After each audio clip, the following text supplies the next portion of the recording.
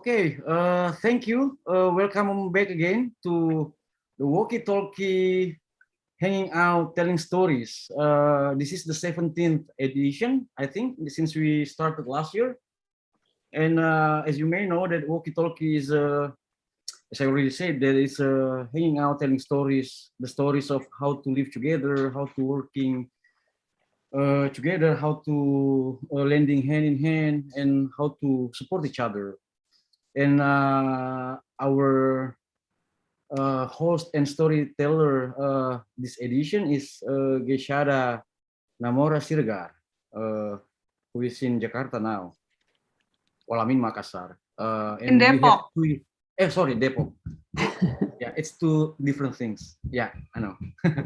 And we have three guests, which we have a very, there are many time differences we have with our guests, which is now 9 o'clock in the morning in their side. And Gesyada will introduce them one by one. But before that, I'll introduce Gesyada, who's a curator and also researcher, writer, organizer, a programmer in Gudskul ecosystem Jakarta, Indonesia. She studied fine art in Jakarta Arts Institute. She involved in many research project, art project, and she has been curating here and there projects, exhibitions, research, and book publishing. Many to mention, but yeah, she will be more articulative to explain about herself. So yeah, so thank you so much in advance for Jenifer, Marsya, and Marjan. They will be introduced further by Gesya. Thank you so much for your time. With 9 o'clock in the morning by your side, while it's 9 o'clock in the evening by my side in Makassar, and 8 o'clock in the evening at Gesya's side. Also, thank you in advance for Rahmat Arham, who's organizing this Zoom.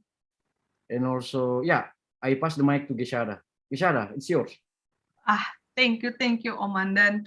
So, first of all, thank you so much for tuning in, and thank you so much for Jenifer, Marsya, and Marjan for your time, even though it's maybe too early for you because it's morning, but thank you so much for your time for this walkie-talkie, hanging out online, telling stories about it's almost 3 years, 3 years since 2019, I think, and even way back more than that. But yeah, it's almost like 3 years. We face so many challenges together, with pandemic, with different time zones and different cultures and so on. But like we're coming towards what we've been planning and marinating for so long, for almost like 2 years. If it's a wine, maybe it's already in that.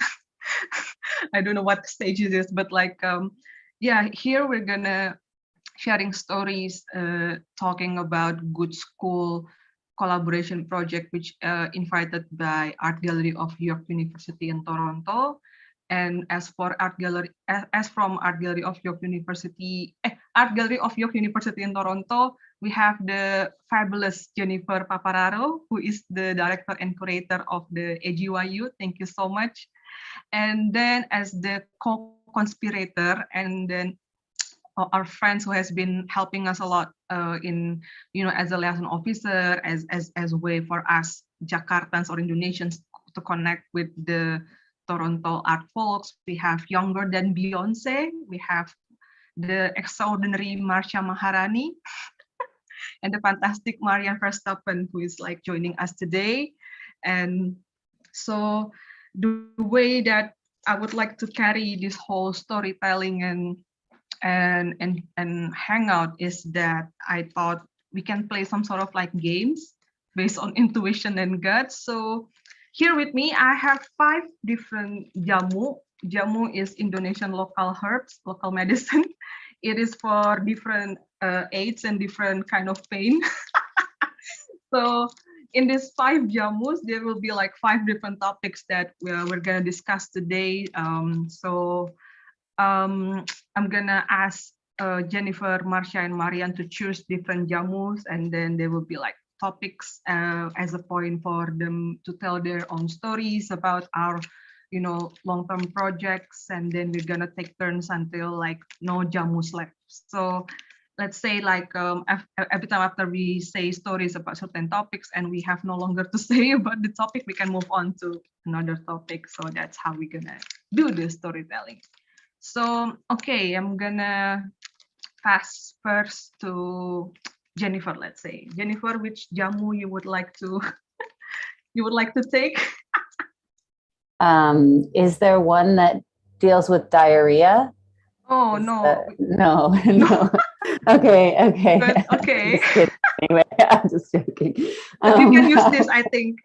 Okay, let's do that one. It's the prettiest one. I'm attracted to the color, so yeah, let's do that one. Yeah. Because tujuh angin is for masuk angin. I don't know how to say it in English, but like masuk angin is like cold, like if you get exposure to so many winds, you get bloated and then losing appetite. So that's close enough to diarrhea. So. Okay. Okay, so as for tujuh angin, the topic is collective practice in Toronto. So collective has been a strong departure point for our projects, and also I think that's the reason why EduYU is interested with Gudskul, and then that's why you guys invited us to do this long-term project. So maybe Jenifer, you can share about what is collective practice, our collective practice in Toronto, and after that maybe Marsya and Marjan can also share, especially as you guys work in a collective, like what is the ecosystem, what is the climate, what is like happening there, and yeah, so that's a start. I guess I'm going to start with a long history. It's been a really long history of artist collectives here. Starting almost 50 years ago, I think there are arts organizations that are turning 50 or 55, maybe even 60 this year, that were born of a group of artists getting together and creating spaces to show their work, to discursive places. And now in this time, they're really well established. They have boards, they're fairly well funded. Property is always difficult, and a lot of these organizations, even though they've been around for so long, still have difficulty with their own spaces. But it's been a really long history of that. And I think one of our most famous collectives that's out on the international forum and in histories is General Idea. And, they started in the 70s and early 80s as a collective of 11 people, basically, maybe even more than that. And they just kind of would grab people in, and then they whittled down to 3, and they made works together. But they also, a space was really important to them too. And they started a space called Art Metropole, and it had a magazine called Filed Magazine. I think coming across Filed Magazine is the reason that I got into curating, honestly, discovering them. But, our Art Metropole is still around and still doing incredible things. And it's very particular. It focuses on artist multiples and publications as well. And it supported a lot of art practices. I actually have a check from them, from a collective that I belong to called Instant Coffee, and they sell our stuff. So they, yeah. Anyways, it's a really long, circuitous route to talk about what's going on now. But I think, there have been many generations of artist collectives, and I show you that check from Instant Coffee, and we started in the early 2000s. We say like 1999 was the day that we developed.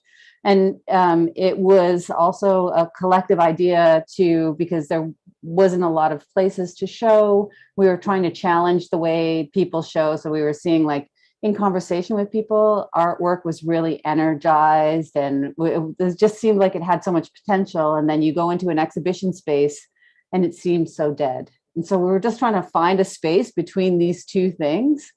And so we just started having these exhibitions with, we'd invite 40 friends, 40 artists to come and show in a room.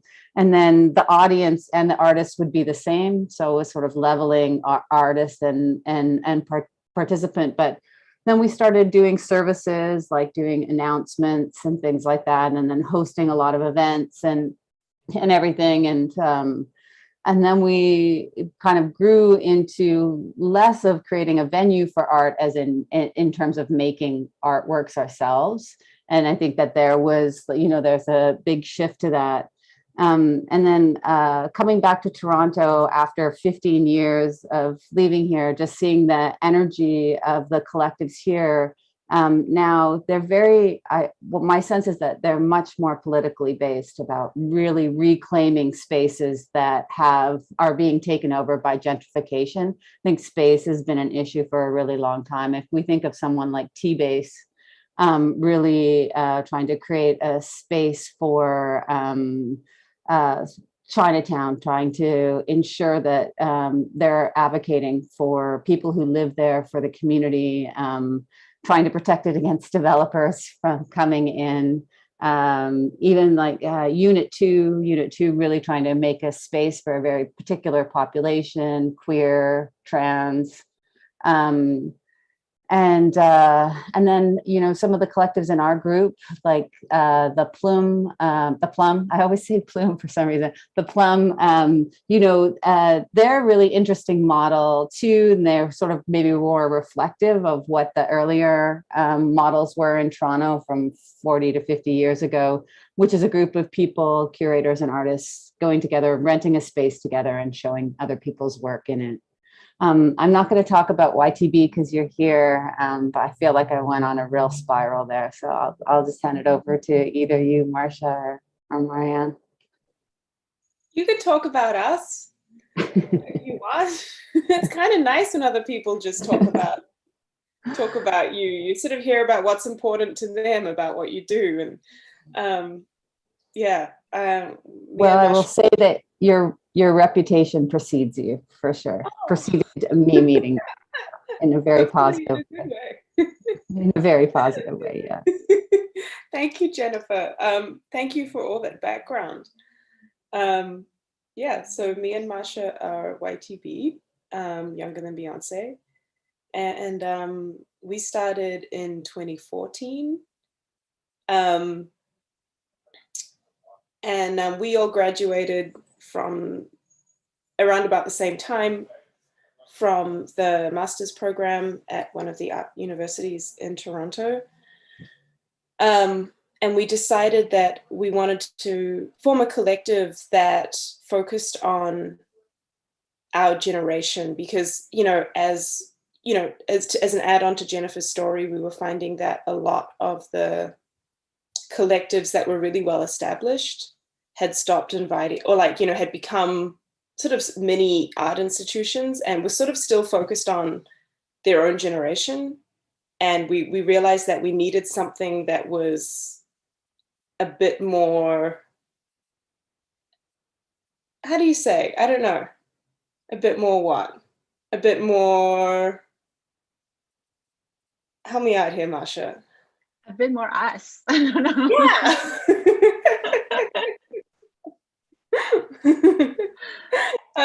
Yeah. That was specifically for Generation Y and Generation Z, so for millennials and whoever was coming afterwards. And we decided, you know, I guess one of the things that we decided to do in terms of like Toronto's difficult problem, which is rent, is that we would never pay rent. So all our space is free, and we try and funnel all our money towards paying the young artists that we work with. So we're Younger Than Beyoncé. When we started, Beyoncé was 33. I guess she's almost 40 now. So our age limit goes up every year. And Beyoncé was born in 1981. She's the oldest millennial. Is not like 1981 is so she's so we are for millennials, and we get slightly more inclusive every year.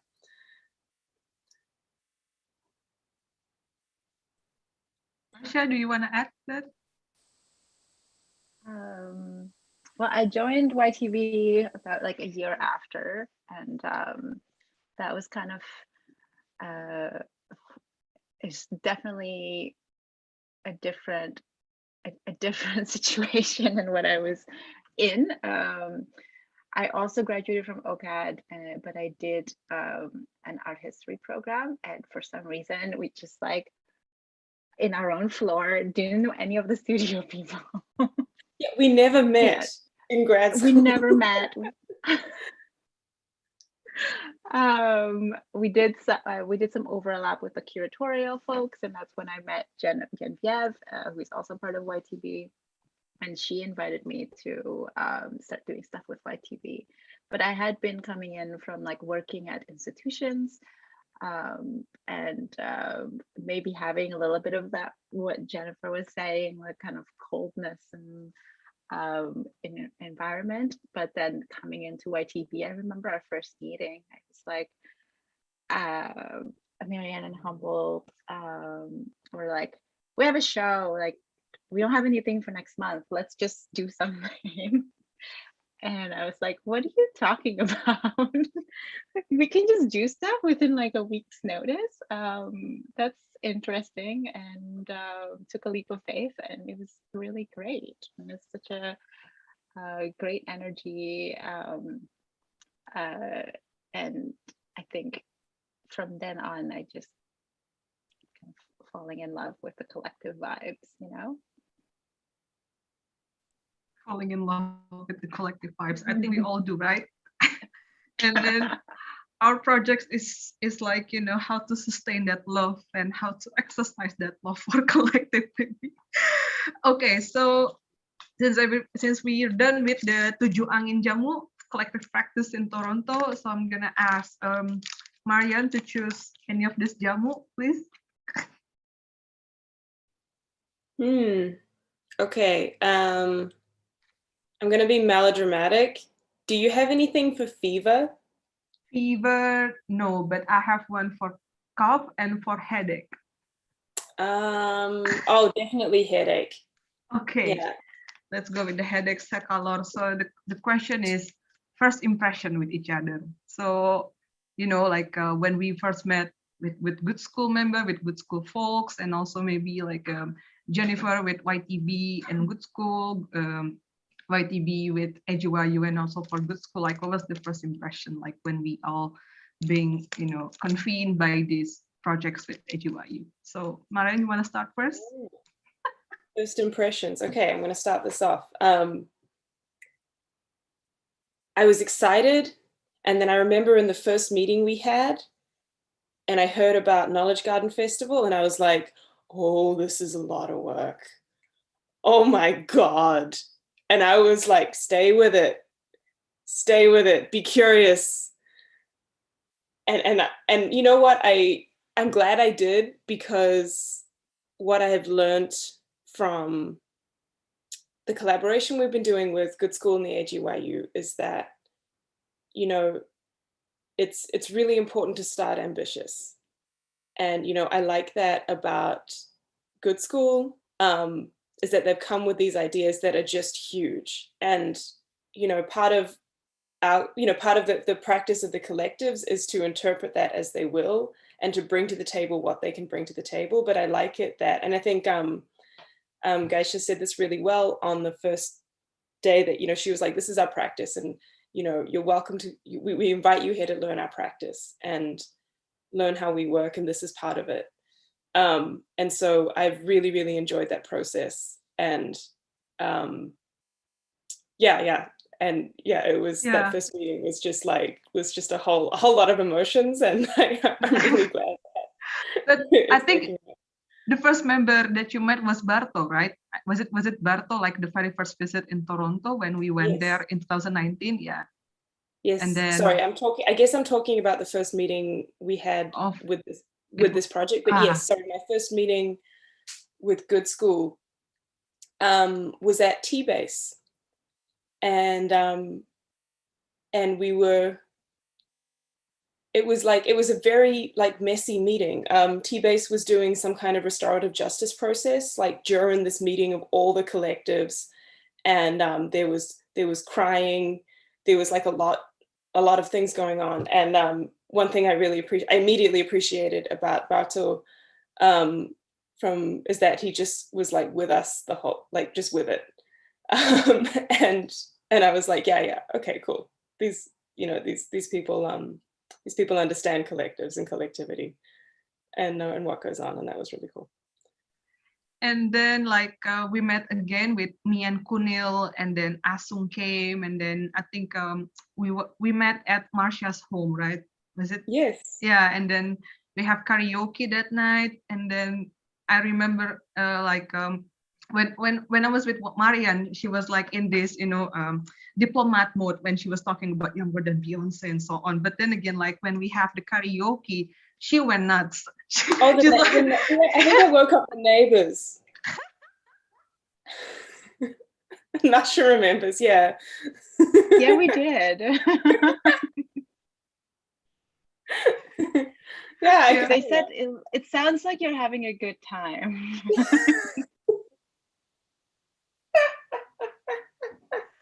Yeah, it was with Indomie, and then like the second time I went with Ami, Sela, Ampiang, Ajeng, and Ibam, and then like we have another hangout session, and then I also remember that time because I was working for Instrumenta, the International Media Art Festival. I invited you to also exhibit your work, but since you cannot come to Jakarta, I was like, okay, let's make this trip. We have this verb in Indonesia, like you mendayung apa ya, Nang ya? Mendayung is like paddle the ship, and then you paddle the ship, and then you get 2 islands at a time. So like, yeah. So at the time, I went to Marjan's studios, and then in the morning, and then she made me like a 3D pancake, and then that was like really nice when I visiting your studios. I think I was a bit unstable. Yeah. Gosh, my first impression of you is that you're like better dressed than people in Toronto. I remember meeting you, and you had this like amazing coat, this great pair of pants, and I was like, oh my god, I think you'd just been in New York or something, and you had like the best outfit, and I was like, how I didn't know people in Jakarta had wardrobes this good for winter. This is an amazing winter wardrobe. So yeah, those are my stories of first impressions. Very positive. Very positive, and I'm really glad that I was remembered as best dressed, because the first time I went to Toronto, I wear like, I think Marsya was there, I was like wearing layers of clothing, and it doesn't look good at all. Like it was really cold because we were told that it was spring, so we thought it like, okay, spring, it's not gonna be that cold. And once we hit the airport, once we get out of the airport, it was really cold. So I'm using all of my clothes in my luggage. So it was really bad. And then I was like, okay, the next time I went to Toronto, I have to be prepared. Yeah. So that's why the second time, I'm glad I make a good impression. Oh my, yeah. Like, the colors alone, just like great fashion. Yeah. Loved it. Amazing. But I'm also impressed with your Zoom clothing. You wear silvers, you wear like purple shirt last time, so like I hope that we can go again and make Toronto Fashion Week of our own.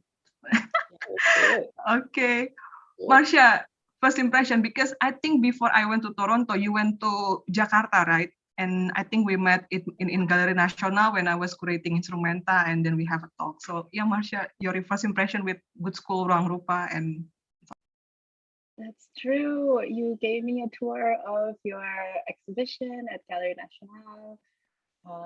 It was like I think it was a curatorial tour, and it's a huge show. And my first impression of you is like, she has a lot of energy. It's like she gets everything done. Like she has a lot of energy and just a lot of passion. And really, it was like a really fun tour, because I think the exhibition was also about games and ideas of games. So, yeah, it was really, really fun. And we went through like all of these different pavilions, and at the end, I'm like, it was a big show, but like time just flew by. And then it was really hot. When I went to Jakarta, I basically didn't have any agenda in mind, and only had like one meeting set up, which was with Farid, and which was also organized by the AGYU. So Emily helped us connected us. And after meeting people at Gudskul, I just kept meeting more and more and more people. And it was just a very like strong network. You can really tell, and you can just hang out there, just sit, I don't know, you just sit and you meet people, and it was incredible energy again. And also it was raining a lot, and it made it very romantic, you know.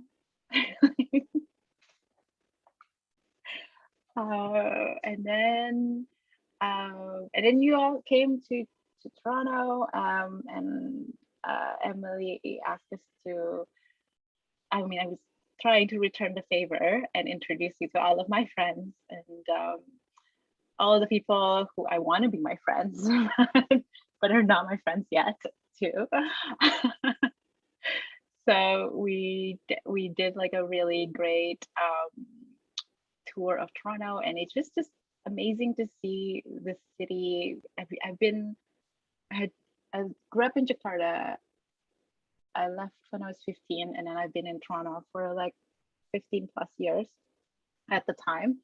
So it was kind of an interesting experience with Gudskul, because when I was in Jakarta, I was seeing Jakarta in a different way through your lens. And then when I was in Toronto, I was seeing Toronto in a different way through your lens too.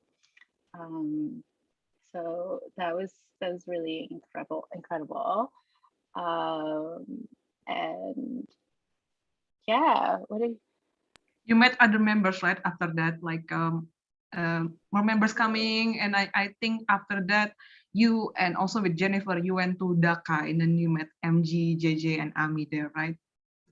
Yeah, I met Ami here too first, I think. And at first I met Barto, and even though it was really cold, and I think he had a red jacket that he borrowed from Michael from AGYU. Even though it was cold, he like loved taking walks. So I went on a nighttime walk of Toronto in the middle of winter / spring, which was really great. And then next I met you and Bukunil, and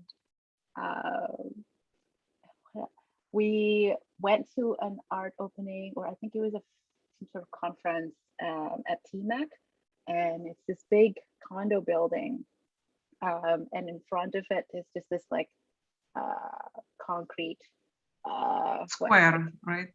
Square. And then you all were like, where is everybody? Like, no one's hanging out in the square.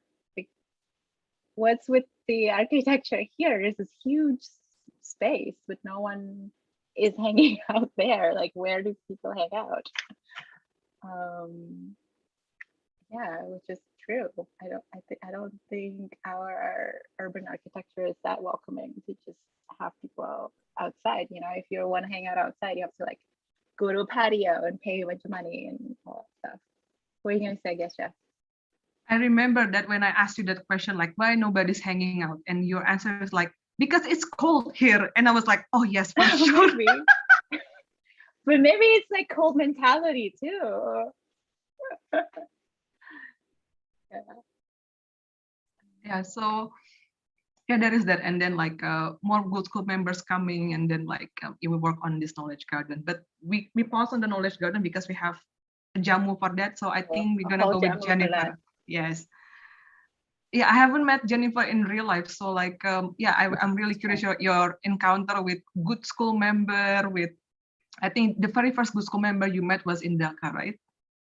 Yeah, so I come to this, started at the AGYU January 6th, and then I was in Dhaka February 5th to meet all of Gudskul and to see how we were going to bring together this history, this 2-year history of research that had happened before, and to see how how Gudskul worked in an exhibition space, and how you put on exhibitions, and how people interacted with your events. And it was really, honestly, it was really exciting. And immediately Gudskul was just so generous. I met Ami first, and I think I fell in love with Ami. He's so, he is just so warm, but also very critical. It's not just like a blanket, everything is great, and but everything is welcome and everything is open. And I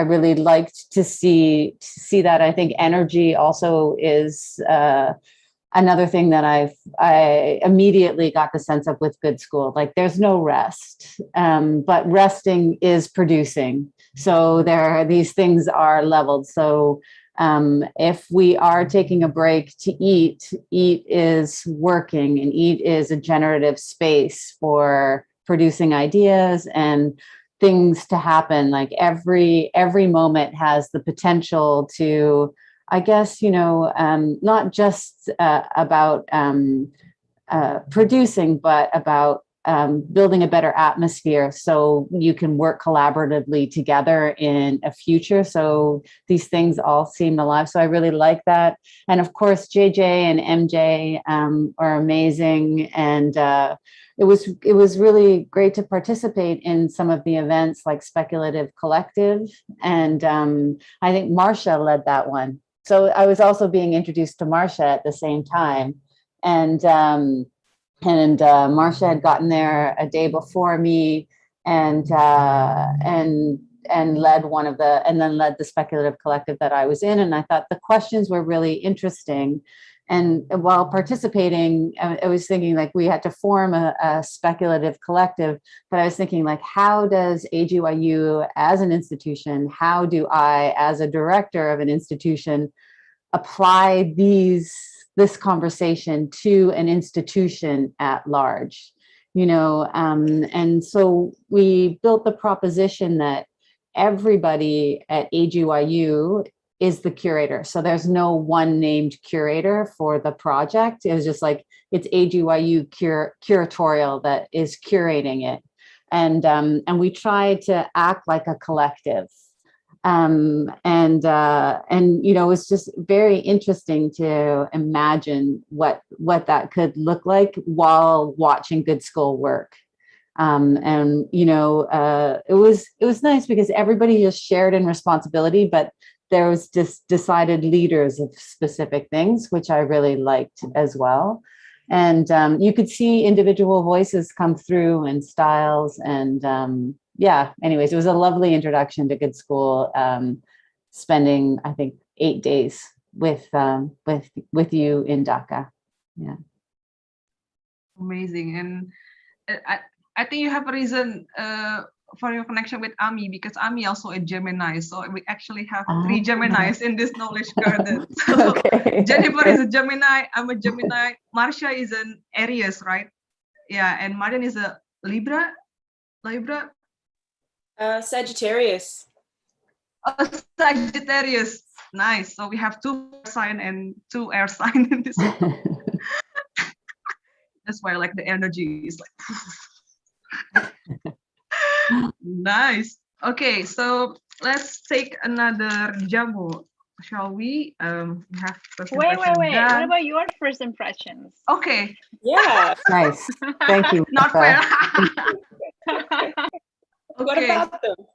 what about them? So my very first impression with Marsya, because I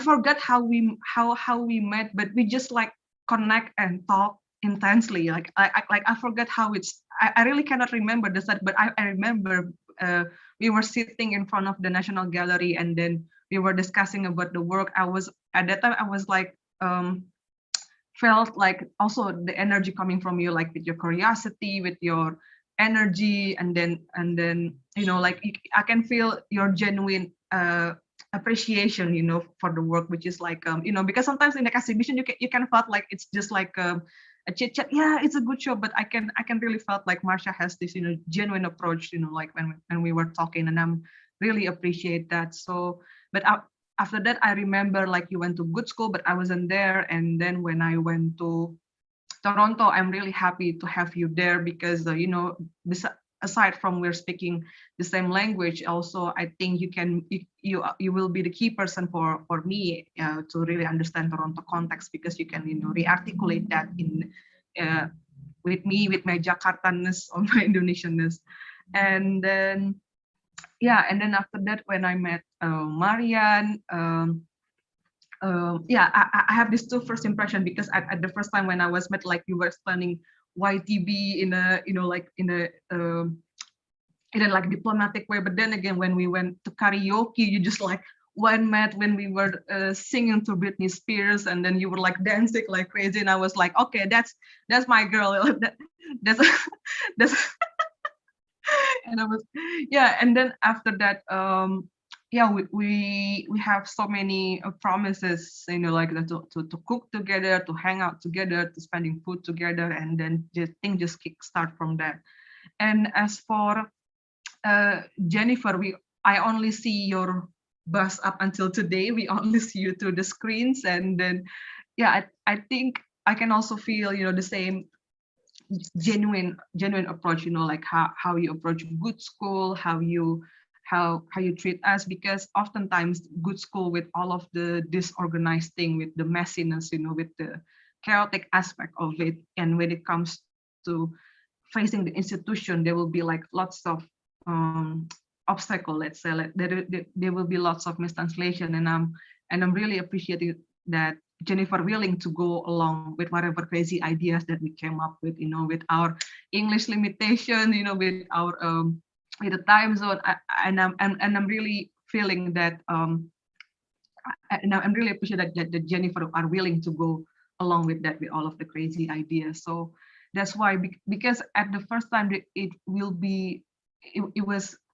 there was an anxiety as for my part, and maybe some members of Gudskul, you know, like with the language barrier, with the differences of context, like how we gonna understand each other. So and do our practice can really be translated or can be articulated well in Toronto. There was that kind of anxiety, especially like with our jokes, with our level of seriousness and our level of fun. There is this also anxiety, like, are we gonna laugh together or not? You know, are we gonna, you know, laughing at the same things together? Are we gonna be agreeing on some things together? But as this project develops for the last 3 years, I can happy to say that we have been like tuning in with each other, and we can also laugh at the same thing. So that's what I'm really, you know, that's why this Toronto projects with AGYU is one of the projects that really dear to my heart, you know, like that's why I think by having the meetings at 11 a.m. or 11 p.m. or 12 a.m., it doesn't feel like a work for me, because, you know, like I can feel like we have the mutual energy to really make things together, because it's really easy when we couldn't visit Toronto and we have to do everything online, you know, Zoom fatigue is really a huge problem and so on. But I don't feel that when I'm having this online meeting with you all, because, you know, you went along with all of the dancing, with all of the dancing, with all of the singing, and I think that's what, you know, sort of like we finally can make a digital chemistry, let's say, together to this different hemisphere. So yeah, that's really dear to me. So because I have no longer things to say, so let's pick another jamu. So Marsya, kamu yang mana? Pegalinu. Okay, Pegalinu is talking about knowledge garden. Yes. Which the projects that will be coming next month. So what is your stories, feelings, anxieties, also maybe like thoughts about the next upcoming festivals? Like maybe we can also introduce what is, you know, knowledge garden to your understanding to the audiences, and what are we going to do with that? So please, Marsya. Yeah, so the knowledge garden is, how do I describe it? The coming together of, how many collectives are we now? Like a bunch of different Toronto collectives that Gudskul has been meeting with in real life over the past 3 years, or online in the past year or so.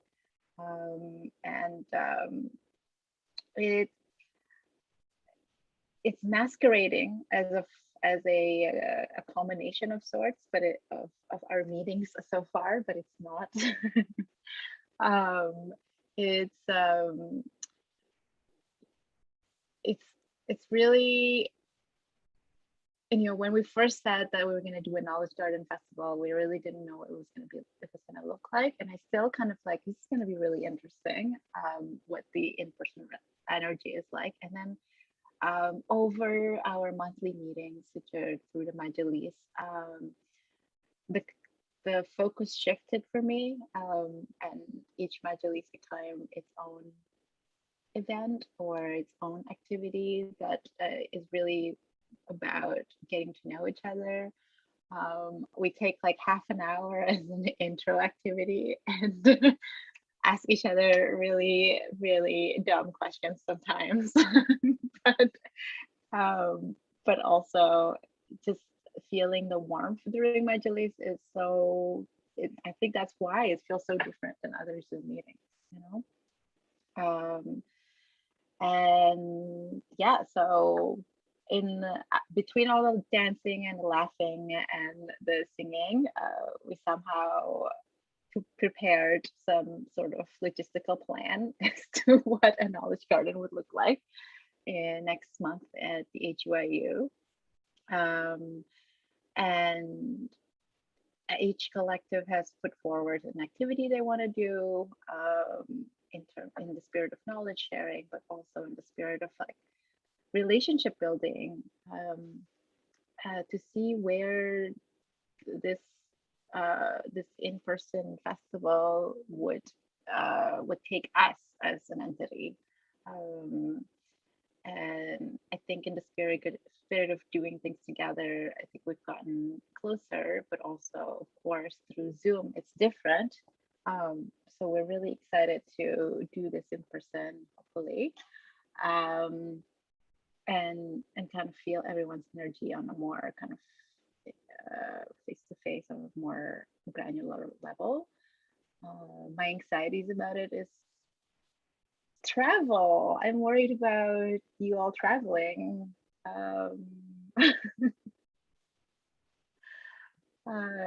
And we've been all in our own quarantine spaces for so long, and then to have this multi-day festival together, what kind of energies will be sustained, and I don't know. I'm thinking about this also in relation to this YTV retreat that we did last year in September. It's not really a YTV retreat, it's YTV and friends. And we had been in quarantine for a year, and then we decided we are all just gonna like rent an Airbnb in this like small town. And everybody gets tested and then go. And just like that presence together is something that like really kept me going this past year. We were just like hugging, and that's a huge thing. So yeah, anyway, I'm really excited about all the activities that every collective is going to do, but also I'm just really excited to be together, Nice. Marjan, you want to continue from that about Knowledge Garden, because you've been taking so many key roles in this projects, for every Majelises and in every connecting all of the collectives. And yeah, you want to share your stories, feelings about Knowledge Garden? Yeah, I mean, trying to be, I see the role of YTB in the project is to sort of be a catalyst that brings together the collectives and helps define the project. And I find it really exciting, and I guess also through, I love your metaphor of I like that I see Knowledge Garden, I guess, as a series of provocations, and I like the way you bring that up in the meeting, is this idea of a provocation. And it feels like the group project you got at school when you got to hang out with all the cool kids. And it's so exciting to me because it's wonderful to see people that I know kind of well, or I know of them, or I've met them a couple of times, and, you know, we've hung out in like a very kind of coded space, like an exhibition opening or a party, you know, that's quite serious, and very Toronto. And it's nice to see them working outside of that context and trying to like imagine art being in a different space. And what I'm enjoying about Knowledge Garden so far is that it is unlike anything we've all worked on before. And it's challenging our assumptions and our understanding of what art in Toronto does. And in what way it's challenging, or it has never been done? It's hard for me to articulate. In what ways? I guess that, you know, I guess to start with, you know, and because I've also, I guess within the group, I've been really resisting the urge to make it something like we're used to doing. You know, and I'm enjoying that other people are really trying to be open to that as well. Like the idea of doing a festival outside in October that lasts 10 days, you know, is challenging for us because we want to be comfortable and we want to be in a gallery and we want to be warm and we want to, you know, or the idea that it has that, you know, there is going to be this time when hopefully we can hang out. You know, there is going to be just time, or like, you know, like that showing up and hanging out will be important, and that we're going to have to make time for that. You know, it's not going to be an evening where you just show up, you know, and drink a glass of wine together and make polite conversation and then go back to your life. You know, I really hope that people take advantage of the time factor. And there are so many little things like that, and I'm hoping it will become more apparent as we get further into it. But I feel like I really appreciate how much you're taking us all out of our comfort zone, and like, you know, for things that we just always assumed it would have, that art was that way, and it doesn't have to, there's no reason why. So that's what I like. And, you know, I like the way, you know, for the activities that you suggested, you know, or for, you know, and this started with the workbooks that we did, you know, where you guys were really interested in the hobbies and the things we did outside of art.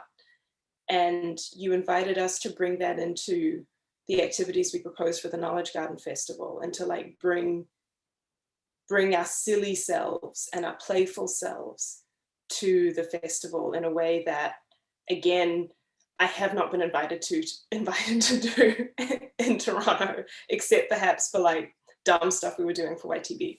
And I think that, yeah, I'm very excited to see what happens when we are able to gather, and what happens during the festival, hopefully. And I don't know when we smuggle you in a suitcase, so you can come too. Yeah. The whole vaccine thing, I think Sela has having a hard time also, the fact that she cannot come because of the vaccine, like yeah, because due to vaccine regulation in Canada, so those who have Sinovac or Chinese approved vaccine is not allowed to get to Toronto. So that's why we have switching the player, let's say, switching the member who have AstraZeneca, but also thinking about how each member can contribute also in a way in the whole festival. So there's going to be new member coming, but Ami, since he had AstraZeneca, he will coming there and as a glue to what's happened in the previous conversation, and also the practicalities later on in the Knowledge Garden. So yeah, but then again, when I talked to Jenifer about this, I said to her, I told her, like, I was quite sad the fact that I cannot go, but then again, I believe art world is small. There's gonna be another, you know, chances there's gonna be another events where we're just gonna meet and make other crazy things together. So, and I don't believe this is like the last chances to go to Toronto, right? It's gonna be the start of something new. So yeah, I'm gonna hand it to Jenifer about Knowledge Garden. Like, how do you navigate through this, especially like, you know, with Ejiwa, you work in a university. I know you dealt with so many permissions and all, but also how do you see as a curator the whole process? You know, it takes like almost half a year for us to prepare in this. Like, what is your feelings and stories about the Knowledge Garden? The Knowledge Garden is a series, a constant reintroduction to the Knowledge Garden. So it literally is, reading it, the first proposal and understanding it, and then going to Dhaka and kind of seeing aspects of the Knowledge Garden Festival enacted sort of became part of my daily routine to engage with Gudskul. So I sort of understand that it has to be considered always. Like, it's just like constantly, I'm trying to stay away from metaphors of the garden. So it's constantly growing, but no, it is like always revealing itself, I guess. And I love it. Like, even though we've been in these Majalises, in these meetings since the early spring, even yesterday, people are just like, so BSBK is different than what is it? HMKTHK? And we were just like, what? Those are two different things? And we're just like, yes, they are. They're two different things. And, it's just like a kind of always this sort of revealing, but I can see people really understanding it more. And like, and not just simply responding to a metaphor of what it might mean, but actually understanding what it is like to participate in it. And so, I think at first it's just like, okay, there's like Marjan was saying, it seems like a lot of work. It's overwhelming. But then we look at the people that we've gathered, and everybody knows how to work, and everybody's there because everybody does stuff. Everybody wants to invite people in, wants to create a space for themselves or artists that they work with to produce, to engage, to build audiences. And I think, the provocation that Geisha, it was really trying to hit home yesterday at the last Majalis before the Knowledge Garden Festival will happen, is just like how we need to be audiences for ourselves. So the Knowledge Garden Festival is about building a relationship between all of us who are performing within it, and building trust, building understanding, not just simply sharing what we know and what we have, but actually like a trust where we can even share what we don't know. We can fall and we can stumble. And I think this will really lead to an idea of sustainability, and kind of go back to what Geisha was saying about, that the art world is small, that we will meet again, that this is just one moment. Out of a series of moments, as we've all been talking about, like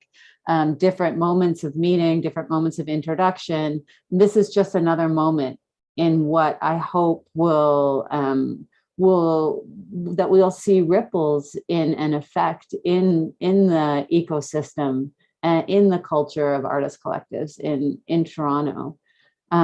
So, and I really feel like the metaphors, like, even though I'm a bit resistant to them, not wanting to stick to them too closely, are very useful. Very, very useful as a point to kind of come back to. So thank you so much, Jenifer, Marjan, and Marsya, for your stories about knowledge gardens and how it really resonates, with what you're feeling and how you perceive it, even though it has been done online. It leads to this very last jamu that I'm gonna choose myself, which is the bliss of the pandemic.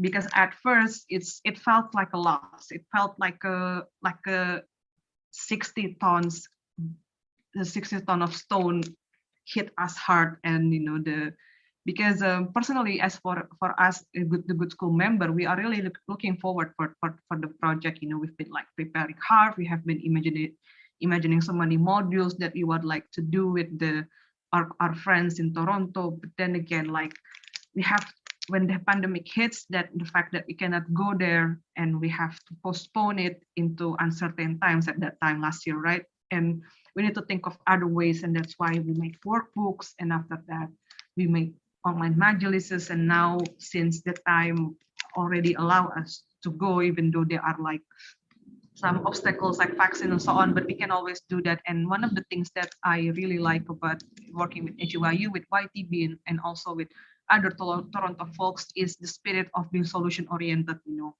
because it's really easy today with so many discourses, so many anger, so many criticism in many art world, but not many people wanted to be solution oriented. They want to stay in the anger, they want to stay in the sadness. But like what I really like working with all of you is also about being solution oriented and finding ways to how we can tackle with that. So for the closing topics, let's say in this walkie-talkie, I want to talk about the bliss of the pandemic. Like how has it changed you, and how do you think, what things that happened between us in this project that maybe wouldn't happen if it wasn't for pandemic? Like I want to know from your perspectives about that, the good things that actually happened because of these circumstances. Who wanna start first? I can start. I feel like there seemed like immense loss.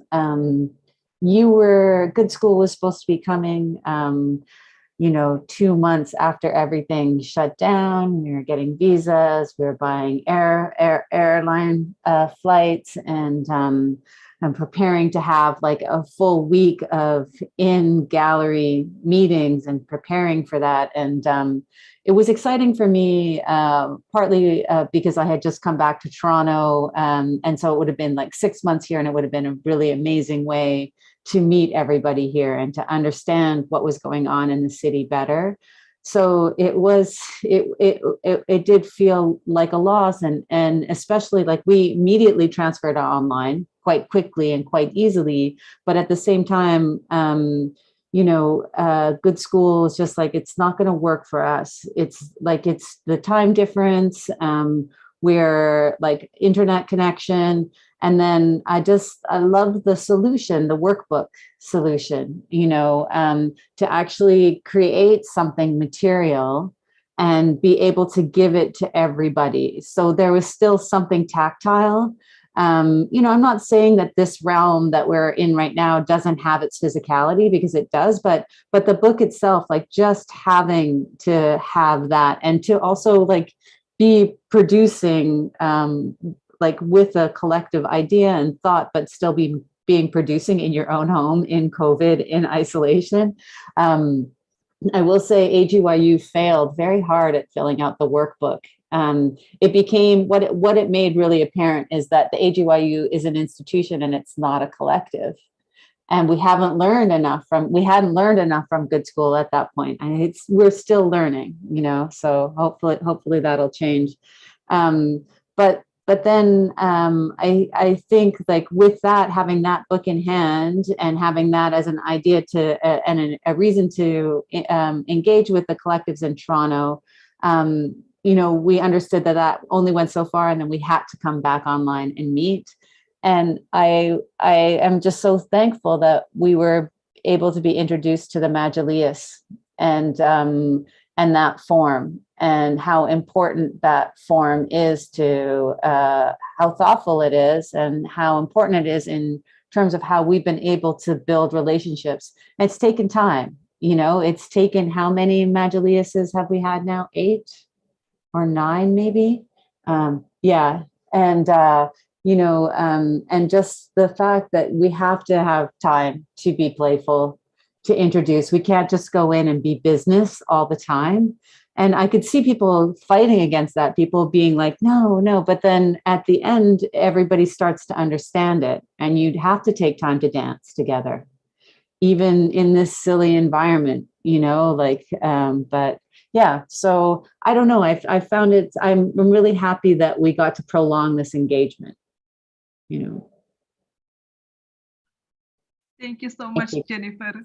Oh yeah, in the meantime, I'm just gonna do a screen sharing to show as an archive to show people like what is the workbook that we've been working on. Is it already on screen? Okay. Yeah, it's here. So this is like the collective school workbook. So it derived from Gudskul module called collective school, and therefore we sort of like translate questions, our curiosity, but collective practice in Toronto into series of games, series of questions that people can scribble and working on. Wait, this is the draft one. I'm sorry. Okay, this is still have lorem ipsum. Okay. Okay, give me a second. The workbook, collective school, CAS workbook. Like while you find it, I'm really happy that we're able to work with Joel Ong and Sensorium to try to bring this book online. So, you know, because even though the material aspect of it, to have it as a book was really important in conceiving it and illustrating for it and creating the exercises, for it to live online just makes it so much more accessible. And yeah, so that's really great. I think I have to dig to my Google Drive first, but in the meantime, I think Marsya or Marjan, do you want to share about, you know, the bliss of the pandemic? Like, how does it change you, and like, what do you think was only can happen because of the situation? Like, what is the good thing that happened in our project that maybe only because of the pandemic? Marsya or Marjan?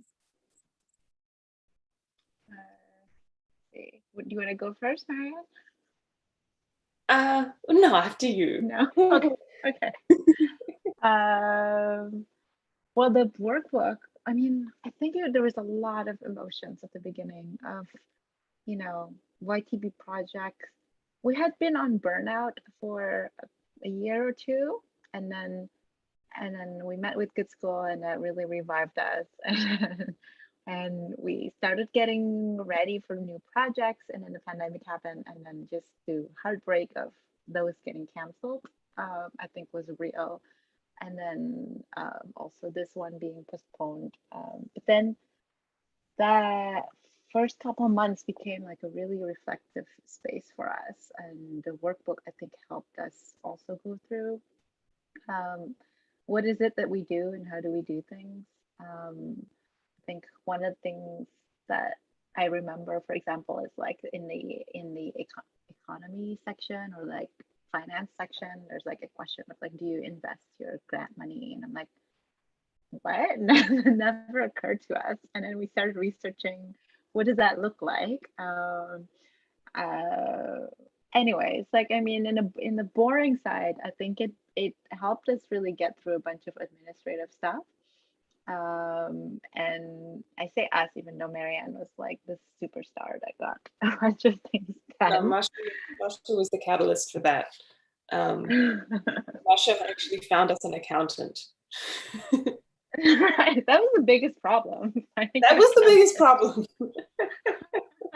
Never have done that. But yeah, we never had time for that. And then what else was there? Well, I mean, I had a baby, so it's hard to separate that. But I think what the Majili space also, it became like part of life. It's not like just a meeting and checklists and things like that. But you know, because of the format of the online project, like I was able to join still and be part of the Majlis. Most of them, I missed my first one yesterday, but you know, I'm holding IRA, my kid, and I'm still able to join and participate. And I think one way or another, we probably would have found a way too, because I feel like this is the spirit of Gudskul. And like one of the things that like I was fantasizing about when I was pregnant was like, oh, it would be so nice to just bring the kid to a Gudskul and just hang out there all the time. So you don't say that about art spaces, like ever. So I think this kind of, yeah, I think the Majili space became like it's life, and yeah, it's real, I think, in terms of relationship building and making space for that. And I think it was hard. I think at the beginning it was like, oh, it's a meeting, but it's more than that. Thank you so much, Marsya.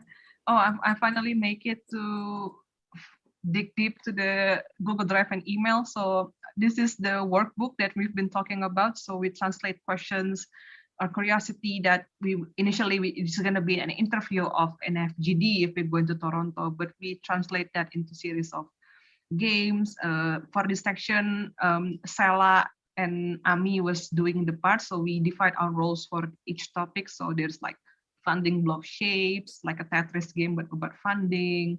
This is like, what is ular tangga ya, Inang? Ular tangga, snakes and stairs? Ladders. Ladders, Snakes snakes and and ladders. ladders.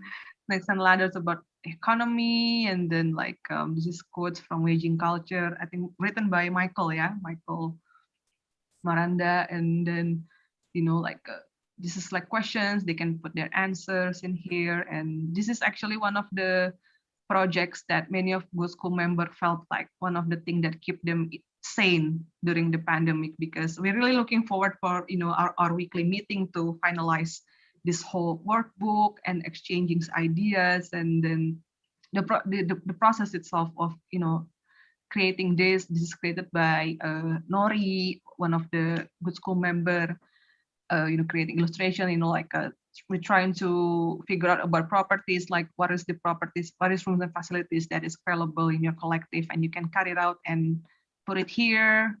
So, like it's been a really fun thing to do, and I think it wouldn't happen if it wasn't for pandemic, and it wouldn't happen also if EduYU doesn't want to go along with this idea. But I think EduYU was like really supportive, and that's also become the motivation for us to think, okay, this is good enough. This is okay enough, to be done. And this is by Angga Cipta, and then this section about values is made by Angga Wijaya and Digel. His illustration is also very iconic. His drawings, and he'll be there in Toronto. Be prepared to give him many walls to make some street arts there. Digel, and this is made by Hasrul and Angga also. Like we can make collage about your issues and so on. And what else? This is like this is made by Hauritsa and JJ along with Ibrahim as the copywriter. So this is like initially what Marjan talking about, right? So we're asking them about their hobbies, what they're good at, and confident about sharing knowledge. And this is like become the basis for us to really shape and think about the Knowledge Garden Festival. So this is just the preview. So draw portraits of your members, and yes, and the answer is really interesting, and we're going to display all of the answer later on the exhibition. Marjan, I think the last jamu is to you, the bliss of the pandemic. Yeah, I think, it was hard. I remember, I really enjoyed filling out the workbook. Like, YTB, we filled ours out individually, but we got together to talk about certain answers, and we realized that it was just really generative for us as a collective to make the space to reflect on what we were doing and describe it in the context you were asking us to. And so much so that I think we asked Michael to email us a PDF of it so we could keep it and use it, at retreats down the line to like check in on how we're doing. So for us, it's still a working document, and it's something that we will keep using and change our answers to and respond to again. I hope that's okay. I didn't. It's okay. We often joke here, fuck copyright, everything is owned by Allah. Everything is owned by God. So like yeah, I mean, we're not going to publish it, but it just really helped us figure out what we wanted to do, and also just creative responses to administrative questions of administration. And that's what I learned a lot from that document, is that there are no rules about the structure of your collective. And this is something that, again, has only become, as YTB, we've been around for 7 years. And this is only becoming obvious to us now that we can structure ourselves however we want. We don't need directors. We don't need, a board. Well, we actually do need a bush. But we you know, we can be what we want, and we don't have to follow along the lines of what's come before. And of course, I appreciate the extra year we've had to do this project and to deepen our relationships with you and with Gudskul. That's been a huge gift. I'm really grateful for the Majlis that we've had the chance to actually do that. You know, I just feel like the more time I spend around you, the more I learn, and the more I grow as an artist and a collective member. And that's, you know, that's been a very exciting part of this project, and I knew it would be. And it's, yeah, so more of that. I mean, YTB's got money to go to Jakarta as soon as we're able to, so we'll see you again there. And you know, this is just getting started. The wave is not crested yet. I just want to say, one of the hard things about COVID is not sharing food. It really, and like, I think collectives and getting together, and we need to make food for each other and to sit around and have food. And that's going to be hard. I think October can be hard, mainly because of that, really. Yeah. I think we're just gonna smuggle to, you know, I think the member was just gonna go to Marjan's house and then like eating there, and then like move out to Marsya's home and then like eating there. So it's just gonna be like, you know, not in public setting, but we're just gonna smuggle the food secretly. It's been recorded, but for the Canadian authority, I'm so sorry for that. But like,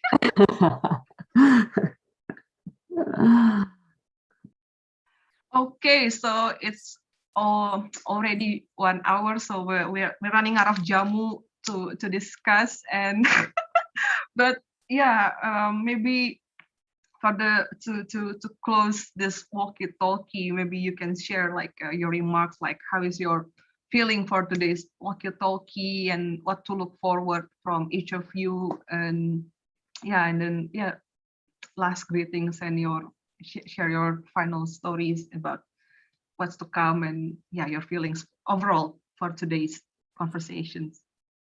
Jenifer, because I think you are unmute. Jenifer. Oh, I am unmuted. It's true. I think it's a great question to end on, and it makes me think about sustainability.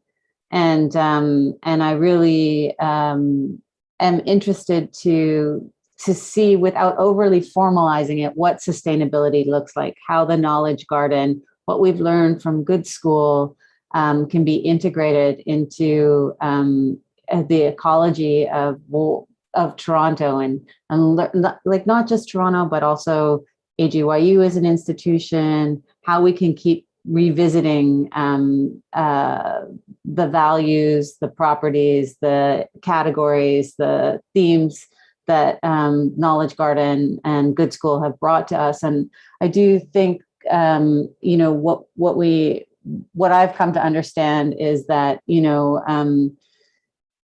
this collectivity and sustainability is creativity, you know, so this planning is not just planning to make something creative happen. This planning, this process is all about creativity. So this is part of it. So as we think we're preparing for the Knowledge Garden, we're actually in it already, you know. So I just want that to linger. And so I think the sustainability aspect will be really important. And I think that during our time here, when we get to bring Gudskul here again in October, that'll be like really prominently on our minds. Thank you so much, Jenifer. Marsya? Yeah, I'm also just realized, like, this is kind of, you know, my work experience has been focused on academic institutions, or like galleries within academic institutions, and I wanted to go and learn about collective modes of learning, or co-teaching, co-learning, whatever. And to have this project kind of merge those two aspects of like what I've been thinking about, like the whole collectivity, but then also like how does it meet an institutional structures and how does it mate in an academic space, you know, that's been pretty hopeful, I think. And yeah, I think in terms of sustainability, it would be really interesting to keep on talking along those lines. And what does it mean in this age of like institutional fatigue, and where does the collective modes of working come in, and how do you learn from each other? Terima kasih Inang Marsya. So Marjan, last but not least. So the question was final thoughts. Yes, last remark, how you're feeling about today's conversations and what to look forward from you. Yeah, you know, I appreciate this conversation because I've just sort of been in the tube and like making sure I send out the emails, and I haven't actually, I don't reflect if I'm not invited to. I just sort of do things. So I really appreciate this chance to reflect. You know, yesterday's Majlis was so exciting, and I just love it. I think this project has also found its people in some ways, you know, like people have come and collectors in Toronto have come and gone through the project. And I just was sitting there yesterday at the Majlis that was hosted by this amazing collective called Dawa, who just really understand the format. Just, you know, really raise the bar for what can be done on Zoom, I think. And I just was just so in love with what they brought to this meeting and how they hosted it. And I think that it made me feel so excited for what, again, like this milieu of people that we're making here in Toronto to sort of be part of this, and what we will learn and who it's bringing in, like just very organically, because we've had time to do this, like much, much longer than any art project would generally take and any art show would generally take. And so I'm meeting people I would never have met. And it's just going to get better from here. That's how I feel. So thank you for the opportunity to reflect on that. You're most very welcome. So Marjan, Marsya, Jenifer, thank you so much for allowing me to listening to your thoughts. You know, like yeah, I totally agree with Marjan. If we don't have this walkie-talkie, I would never know like what's really on the back of your mind. You know, like navigating through this Majlis, this workbook, this, you know, mistranslation, this bad internet connection, the long process of working this collaboration of Gudskul with AGYU and also YTB, along as the co-conspirator and along with Toronto folks. And yeah, it's really hard to really summarize this because it still keep going, and I'm really hoping, like when we're talking about sustainability, this is like building something that lasts, which is friendships, you know, like, so I'm really happy that in Toronto I have amazing friends like all of you and all of the Toronto folks that joining the Knowledge Garden. So thank you so much. Terima kasih for staying with us. And at the same time, the Toronto folks also have friends like you, Geisha, in the friends Gudskul, right? Yeah. Yes. So yeah, I'm gonna hand it back to Andan, who own this pendopo, who own this host. No, I'm not the owner. We are the owner because we are the owner. We are the owner. Well, thank you so much, Gesyada, for hosting and being the storyteller for this evening, my evening and your evening, because it's morning in Toronto, still morning. Yeah. Thank you so much also for Jenifer, Marsya, and Marjan for your time very early in the morning to converse. But yeah, as Geisha said that without this walkie-talkie, she wouldn't deeply understand what's behind the thought of the ongoing how to say, the ongoing effort of working together. And one thing that maybe we need to remember that working together on friendship is not only based on a project, but it's based on our very basic humanity to build a relation. Yeah. And also thank you so much for the time. Thank you so much for Rahmat Arham organizing this Zoom. Hope we are always be fine during this pandemic situation, and then hopefully that we will have a longer life, and then we can meet someday in person, and then hanging out, telling our stories, having maybe something to drink, one or two. Yeah. Eating indigenous Indonesian food, Indomie, Yeah. right, Marsya? That's what Marsya said. Yeah. So it's only Marsya who ever visited Gudskul before? Is it? Yeah. Yeah. But yeah, hopefully Marjan and also Jenifer can visit us, and then Oh yeah, yeah, we can. let's hang out till drop in Gudskul. And yeah, I thank you heard so so much. much. Yeah, thank you so much, and Thank you. thank you. Thank See you again in Thank the you. next Walkie Talkie next month, October 15th. It's always 15 every month. Yeah. Let's take a group selfie first, like an archive. Arham, do you wanna open your camera, Arham? Please open up your camera Please, because Opa Gesyada Arham. take a picture. Opa Arham, is he there? Rahmat, maybe he's in another Zoom, so He's yeah, busy operating. Okay, yeah, let's have he's it in another Zoom. with our official heart gesture. Okay, 1, 2, 3. Okay, let me save that. Terima kasih. Bye. Thank you so much. Thanks so much. Bye. you very Makasih, Oman.